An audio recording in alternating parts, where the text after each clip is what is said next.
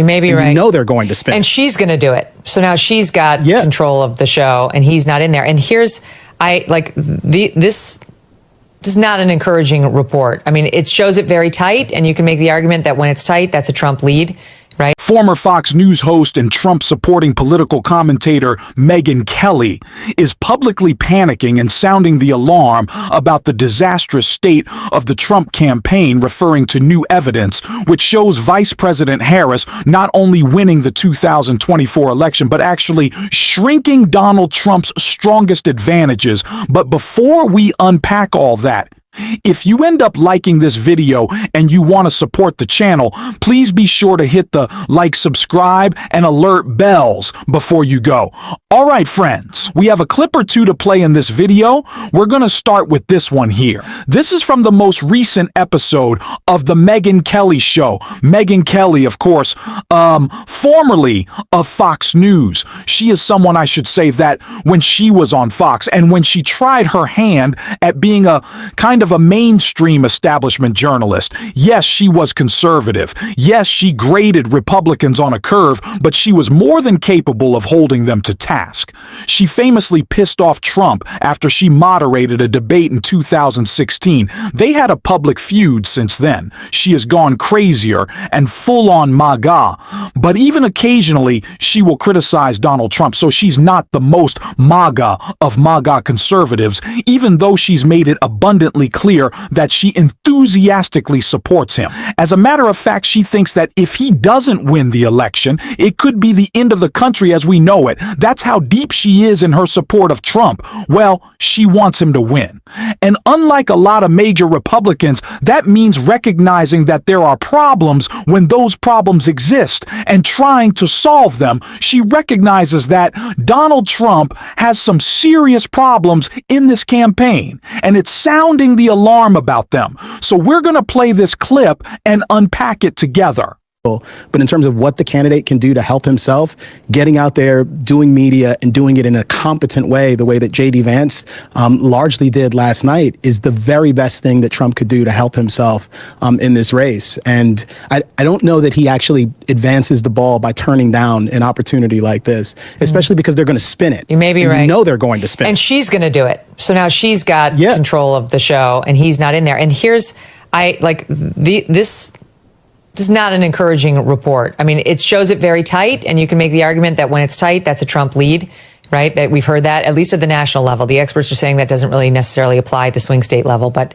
on the national popular vote, a tie goes to Trump, you know, because all these others who like in 16, Hillary Clinton was up going into that election in the national vote. And yes, she did win the popular vote, but not by as much. Anyway, the secret Trump vote has to be factored in, and we'll find out whether that's still a thing. But listen to some of these numbers. They report Trump continues to lead on the economy, but his advantage on inflation has disappeared. He did have a 6-point lead in August over her, 48-42. Now it's evenly divided, 47-47, on who they trust more to handle the issue that 60% of swing state voters say is the aspect of the economy that concerns them the most. They care most about inflation, and they're evenly split now on that issue. They say there's a few explanations for it. The first is that Harris's message on the economy has broken through. Another is that Trump's attempt to link her to Bidenomics, I mentioned this earlier, has not been as effective as the Republicans had hoped. And they go on to talk about how even Trump's best issue, immigration, he's still winning on it. He has his largest lead over her there, 51-42. But that's a 5-point drop from where he was over Harris in August.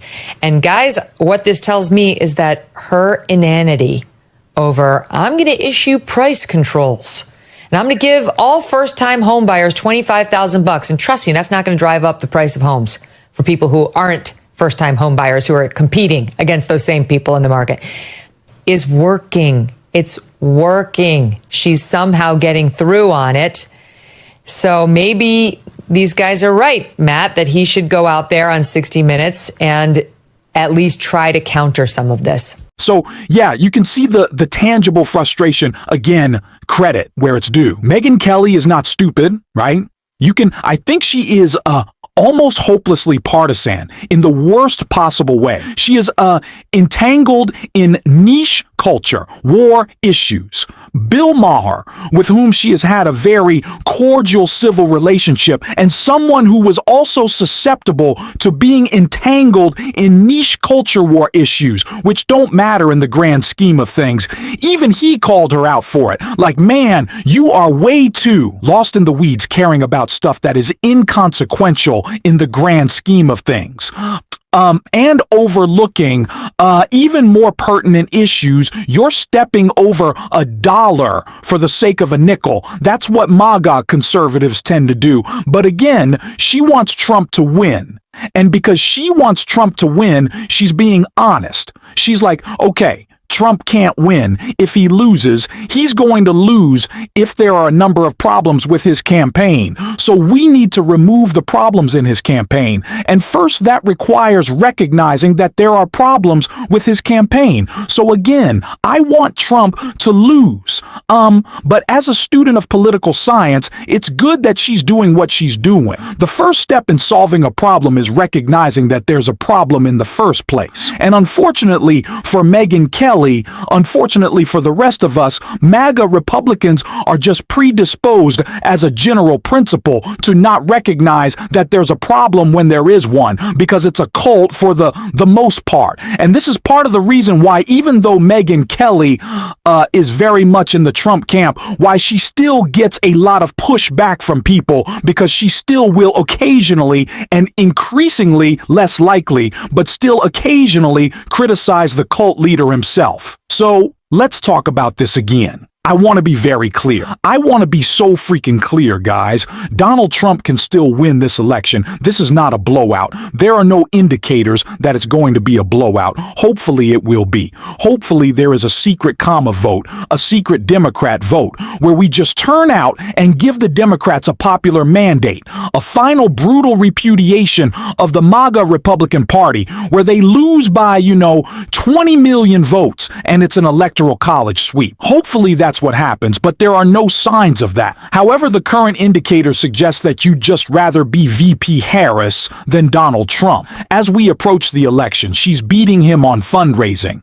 She's beating on head-to-head polls. She's tied, or beating him in most of the swing states. She's in the better position, not so far that she can't lose it. But it's true. I just want to really emphasize that before we go into more detail. The Silver Bulletin, which is the new enterprise by Nate Silver, formerly of 538, is probably the most famous election forecaster in the country. He says that in his election models and his aggregation, Vice President Harris leads by about 4.34 points on national polling average, and she has a 57% chance of winning the Electoral College. So she is the slight but, solid lead in the Electoral College, 538 as Vice President Harris. Oh man, I lost the chart. There was a chart here, but she is ahead also in the national polls. You look +7, +1, +12, +3, +3, +2. I mean, you have to go down to some pretty dubious polling. And of course, this is also like Nebraska, for example. Nebraska, Trump is up by 11. But you have to get into the weeds to find one where Trump has a decisive advantage at the national level. Generally speaking, voice. President Harris is dominating. There's recent Republican polls suggesting that he's within the margin of error in Florida. Florida was supposed to be a red bastion. Ron DeSantis, a Republican governor of Florida who served Trump loyally, cultish, freakishly, then tried to compete against him in the Republican primary, but didn't differentiate himself enough because he tried to have a foot in both worlds where, yeah, I want to compete against him, but also I still want to be obsequious. Well, he brags all the time about turning Florida into a Republican stronghold, and indeed, he did. He won legitimate victories and then used that power in typical Republican ways to exacerbate institutional advantages, such that Florida, which used to be a purple state, is pretty decisively red. But now, Trump is in the margin of error according to multiple polls. And I should also say that there's going to be a ballot initiative on the upcoming Florida ballot about a constitutional amendment to the right to an abortion, which will also likely increase Democratic and independent left-leaning voter turnout, which could cost Trump Florida, to say nothing of the fact that, of course, he's wildly unpopular. Also, going back to what Megyn Kelly was saying in her recent polls, excuse me, on that panel, is that recent polls, which we've talked about, this have shown that Vice President Harris is gaining ground in two of Trump's strongest areas, or the two strongest areas for Trump, which is the economy and immigration. Karl Rove, Republican strategist and Fox News contributor who used to work with Megyn Kelly. We've talked about this in previous videos. He is also sounding the alarm. He's bringing out the whiteboard and saying, hey, listen, the vice president has effectively cut his lead in half on these two issues. He is hemorrhaging on this issue. His lead is shrinking. It's still there, at least for the moment. And it may stay there, and he may actually reverse the tide on this. It's possible, but she is gaining on him in his strongest area, whereas he is not gaining on her in her strongest areas, to say nothing of the fact that she dominates him in character attributes, in notions of honesty, integrity, intelligence, competence. Whether you like it or not, Donald Trump is never going to be seen as mentally or physically fit as vice president, as competent as Vice President Harris in terms of the polling or anything else. So he has to maintain his edge on these policy issues, which I would argue are unjustified in the first place. But they are there, and he's losing on those issues, or rather he's hemorrhaging on these issues, and he's at risk of losing. And Politicos talked about this as well, that with respect to women, which is the most reliable voting bloc, which is the biggest voting bloc in terms of the two genders, she's winning on the economy.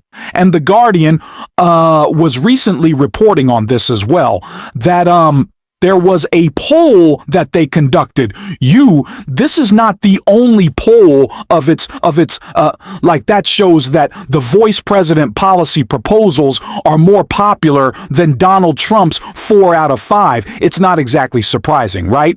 Republicans have an unearned advantage in reputation on the economy. But if you actually just take Republican and Democrat out of it, and you just line up their policy proposals, hey, what would you do about the economy? Democratic policy proposals are almost always more popular than Republican policies. What do Republicans want to do about the economy? Cut taxes for the rich and deregulate. Most people don't want that. They want regulation, at least common sense regulation, where, private businesses can't just do whatever the hell they want, right?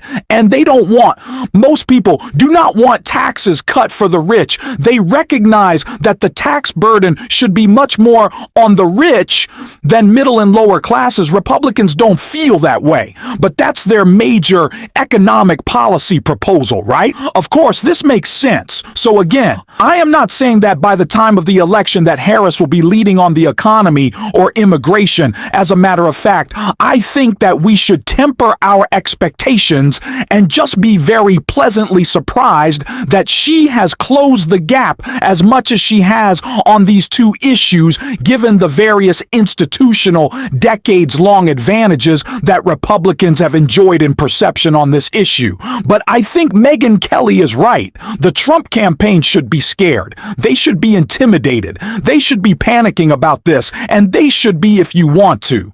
Trump to win, working overtime to try to maximize that lead, to try to stem the flow. Right, no longer. Hemorrhage on immigration and the economy. Unfortunately, I think they just have a uniquely unpopular and likable candidate. So Donald Trump canceled the 60 Minutes interview because he is cognitively impaired, because he is low energy. He's constantly slurring. He's unable to articulate a comprehensive, substantive, direct policy proposal. He goes off on wild tangents and conspiracy theories, and I think that's why he's backing away from these media appearances, especially after the trauma he endured when Vice President Harris kicked his ass in their first and perhaps only debate, so I don't know what they need to do. But I'm glad that they're floundering. So I suppose I shouldn't look at gift horse in the mouth anyway. Fun to bask in the panic of Megyn Kelly and other MAGA Republicans. It's a nice change of pace. In the meantime, of course, let me know what you think in the comments, and if you want to support that, as always, you can hit that subscribe button and leave a like on this video. And if you're stuck around at the end, drop a blue heart in the comments. And until next time, I'll see you soon.